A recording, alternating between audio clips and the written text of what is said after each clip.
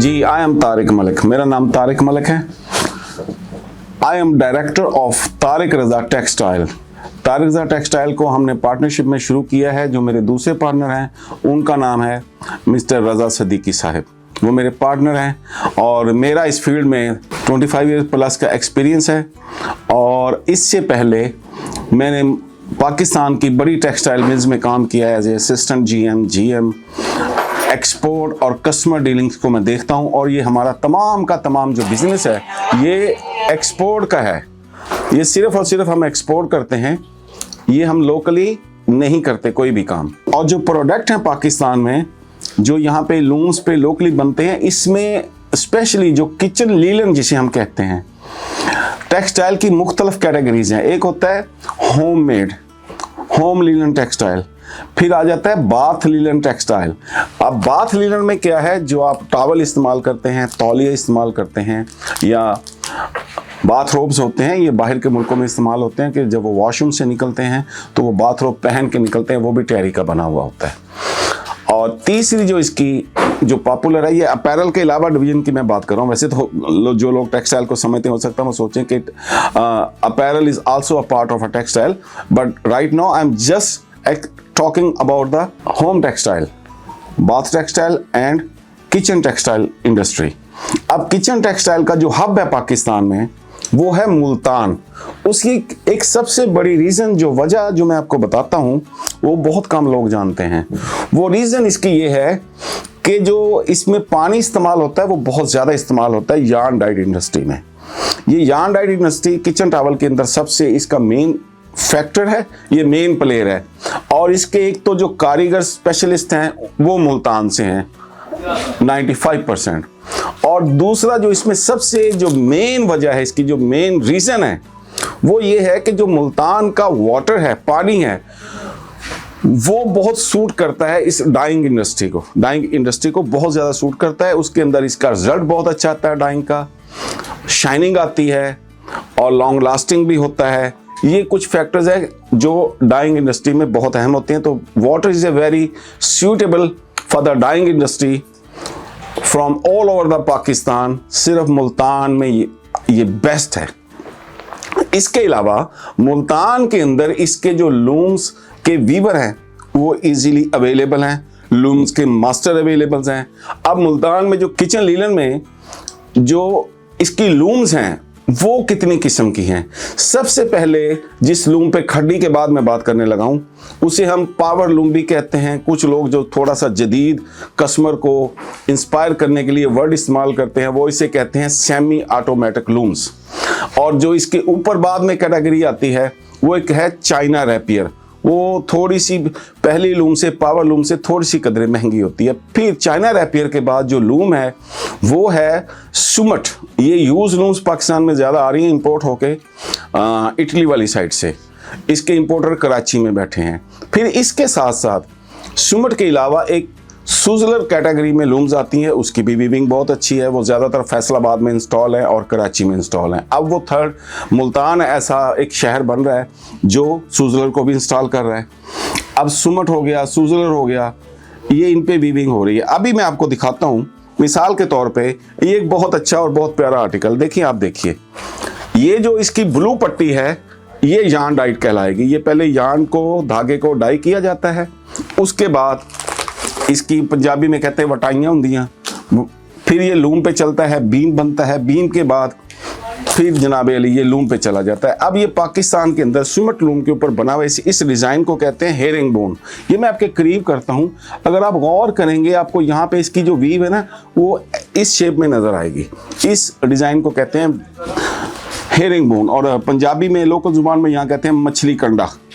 अब इसके बाद जो सेकंड आर्टिकल है जो ज़्यादा यूरोप जाता है, ये जो आप कह लें कि 5 टॉप के अगर कोई आर्टिकल्स हों तो this is one of them. ये कहलाता है चेस्ट डिज़ाइन। ये भी अल्हम्दुलिल्लाह हमारी तारिक रज़ा टेक्सटाइल ही की अपनी ये मैं आपको जितने दिखा रहा हूँ ये अपनी ही ज़ाती मैन्युफैक्चरिंग है और हम ये एक्सपोर्ट भी कर चुके हैं। अब ये चीज़ है, ये भी इसी लूम पे बना हुआ है। फिर आ जाए तीसरा, ये जो आर्टिकल है ये बहुत कॉमन है, एक्सपोर्ट के अंदर ये यूरोप एक्सपोर्ट है, इसकी भी यूरोप एक्सपोर्ट है, ये भी सारे Europe, all over the Europe, जो मेन 6-7 कंट्रीज़ हैं, जिसके अंदर जर्मन सबसे टॉप पे है, दूसरे नंबर पे हॉलैंड है, फ्रांस है और दीगर बला बला। एनी हो, इसके बाद ये आ जाता है, ये आर्टिकल कहलाता है मल्टी चेक, इसे हम कहते हैं मल्टी चेक। ये भी किचन में इस्तेमाल होता है, जैसे हमारे यहाँ ख़वातीन पुराने कपड़े लेके किचन का टॉप को, कोई शेल्फ को साफ़ करना या सिंक वाली जगह को साफ़ करना, वहाँ पे यूरोप पे ये करते हैं लोग। ये नया इस्तेमाल किया, उसके बाद ये अगले दिन ये फिर दूसरा पीस लगाते हैं, बार बार एक ही पीस को गंदा करके उससे अपने किचन की सफाई नहीं करते। उसकी वजह ये होती है कि वो लोग हाइजीनिकली जो है ना, वो हमसे ज़्यादा उस चीज़ को प्रेफर देते हैं कि सेहत का ज़्यादा ख्याल रखा जाए, वो इस मामले में बहुत कॉन्शियस हैं। और अलावा जी अब हमारे जो कंपटीटर हैं इसमें टेक्सटाइल में ख़ास तौर पे, वो हमारा एक सबसे बड़ा कंपटीटर एक इंडिया है, उसके बाद बांग्लादेश है और चाइना को आप कंपटीटर कह सकते हैं, लेकिन एक्चुअली वो है नहीं। उसकी रीज़न ये है कि चाइना की जो प्रोडक्ट्स हैं वो उनमें बहुत ज़्यादा इनोवेशन करके वो एक आर्टिफिशियल जान की तरफ चले गए हैं। हम आज भी बेसिकली या तो हम कॉटन यूज़ करते हैं, अब कॉटन में भी 2 किस्म की कॉटन होती है, एक तो 100% कॉटन कहलाती है, फिर एक रिंग स्पन 100% कॉटन होती है, फिर इससे नीचे आ जाएं आटोकोर होती है, आटोकोर उसे बोलते हैं, फिर उससे भी नीचे आ जाएं पॉलिएस्टर कॉटन होती है। अब उसकी पॉलिएस्टर कॉटन में रेशो होती है 50/50, 35/65, आई मीन डिफरेंट रेशोस। अब पाकिस्तान आज तक कॉटन में खेल रहा है, जबकि चाइना आर्टिफिशियल कॉटन खुद प्रोड्यूस करता है, उसे वो चीप पड़ता है, लेकिन उसकी डाइंग हमसे बहुत ऊपर चली गई है। वो 4D डाइंग, 5D डाइंग, वो आगे निकल गए हैं, उनके कलर्स बहुत वाइब्रेंट होते हैं। इसलिए आपने देखा होगा, आप जितने भी टीवी पे देखें, स्पोर्ट्स हैं, एक्टिविटीज़ हैं, जितने भी स्पोर्ट्स चैनल हैं, वो जो उसके अंदर जो स्पोर्ट्स वेयर भी यूज़ करते हैं प्लेयर्स, वो सारा चाइना का है। कभी इस पे गौर कीजिए, हालांकि उसमें कॉटन नाम की चीज़ नहीं होती, लेकिन वो आर्टिफिशियल कॉटन होता है और उसके अंदर वो अलैक्रा मिक्स करते हैं। जबकि पाकिस्तान में भी अब एक ट्रेंड आ गया, आपने देखा होगा ट्राउज़र वगैरह जो हैं चाइना से आ रही, शर्ट्स आ रही हैं, वो अलैक्रा के साथ मिक्स होती हैं, लेकिन उनके कलर बहुत वाइब्रेंट होते हैं, जिस वजह से वो लोगों को अट्रैक्ट करता है, लोग ज़्यादा प्रेफर करते हैं।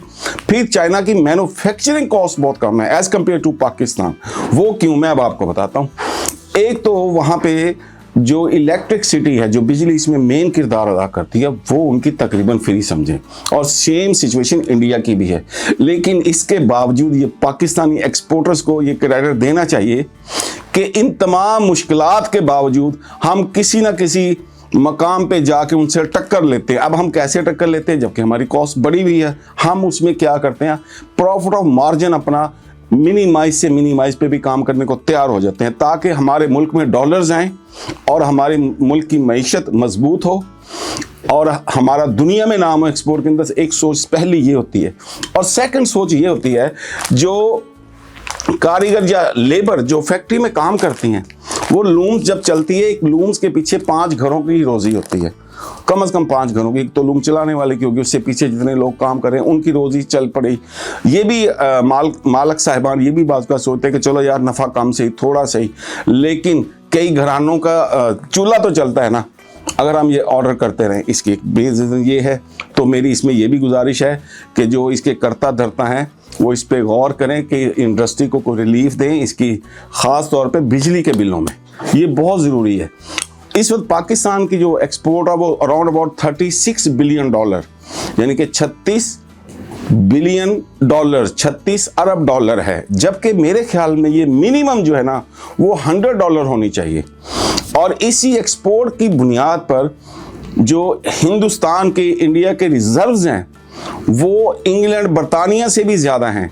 आपके लिए बात शायद हैरान कुन हो, इंडियन रिजर्व $500 बिलियन हैं, जबकि पाकिस्तान के जो हैं वो 12, 14, 15 के ऊपर हमारे जो रिजर्व खड़े हैं डॉलर्स। तो लिहाजा अगर हुकूमत पाकिस्तान इस पर तवज्जो दे और इस बात पे गौर करे, तो पाकिस्तान के एक्सपोर्ट ये मुश्किल नहीं है कि हम $100 बिलियन तक ले जाएं। इंशाल्लाह ताला जा सकती है। बाकी अगर किसी को कोई सवाल हो तो वो पूछ भी सकता है कमेंट्स में, इंशाल्लाह आपकी हर चीज़ का जवाब दूंगा। Thank you very much.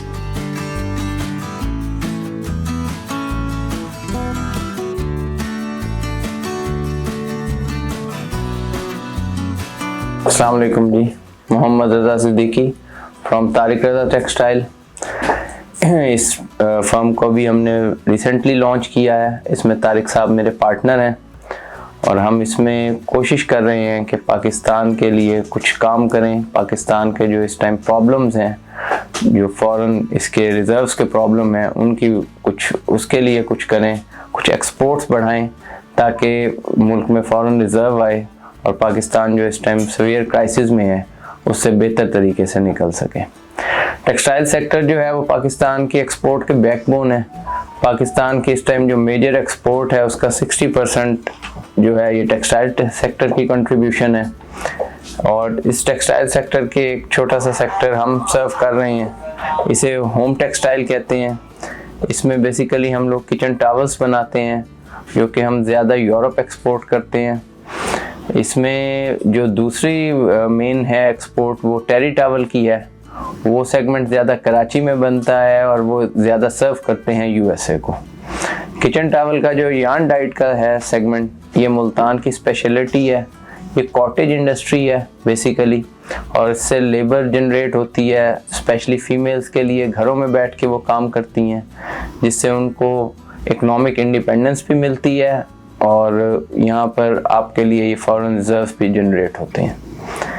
अब इसमें हमारे पास मुख्तलिफ प्रोडक्ट्स होती हैं जिसमें कुछ हैं हमारी ये प्रोडक्ट्स आप देख रहे होंगे। इसमें एक डिज़ाइन ये चेस्ट का है, ये यूरोप मेजरली एक्सपोर्ट होता है। उसके अलावा ये 50 ग्राम इसे हम कहते हैं, ये किचन टॉवल है। 50 ग्राम में ये एक्सपोर्ट होता है। ये सारी चीज़ें वहाँ एक्सपोर्ट करके वो लोग इनको अपना आप ये कह लें कि एज अ टिश्यू पेपर या उसमें यूज़ करते हैं और ये पेरिशेबल है और साथ ही वो इसको पेरिश कर देते हैं। और ये सारी चीज़ें वहाँ पर काफ़ी बल्क क्वांटिटी में यहाँ से मुल्तान से स्पेशली जा रही हैं और इसके लिए हमारी कोशिश यही है कि हम इसे बेहतर से बेहतर तरीके से परफॉर्म कर सकें। Thank you.